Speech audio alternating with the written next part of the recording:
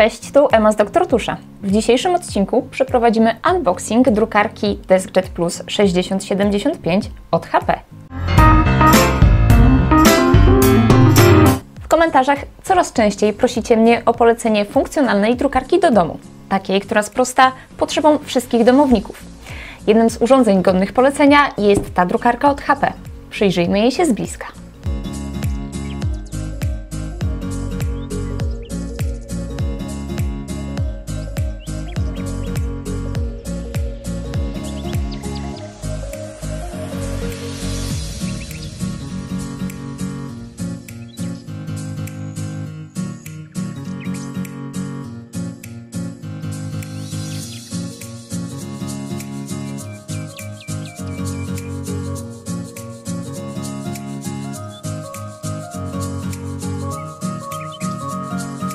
W pudełku znajdziemy instrukcję obsługi, dwa kartridże, czarny i trójkolorowy, przewód zasilający oraz oczywiście urządzenie HP.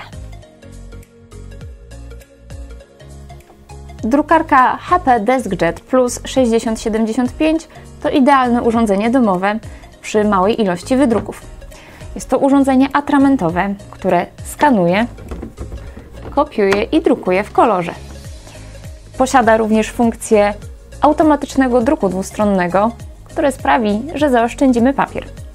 Dzięki łączności Wi-Fi możemy drukować z wielu urządzeń naraz bez konieczności podłączenia kabla. Kolejną zaletą jest to, że jest kompatybilna z urządzeniami Apple'a. Nasza drukarka posiada szufladę na papier razem z suwakami dopasowującymi rozmiar papieru, wysuwany odbiornik papieru, panel dotykowy. Co zaskakujące, przycisk włączający urządzenie znajduje się z tyłu drukarki. Dodatkowym atutem jest elegancki, designerski wygląd, podkreślony przez kolorowe podświetlenie odbiornika papieru.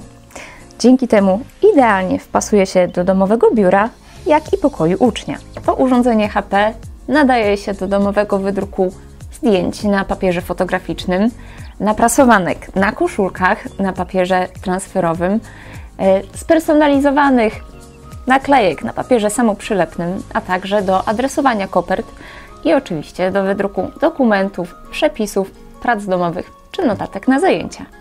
To już wszystko na dziś. Jeśli potrzebujecie porady w doborze drukarki do Waszych potrzeb, piszcie w komentarzach oraz subskrybujcie nasz kanał.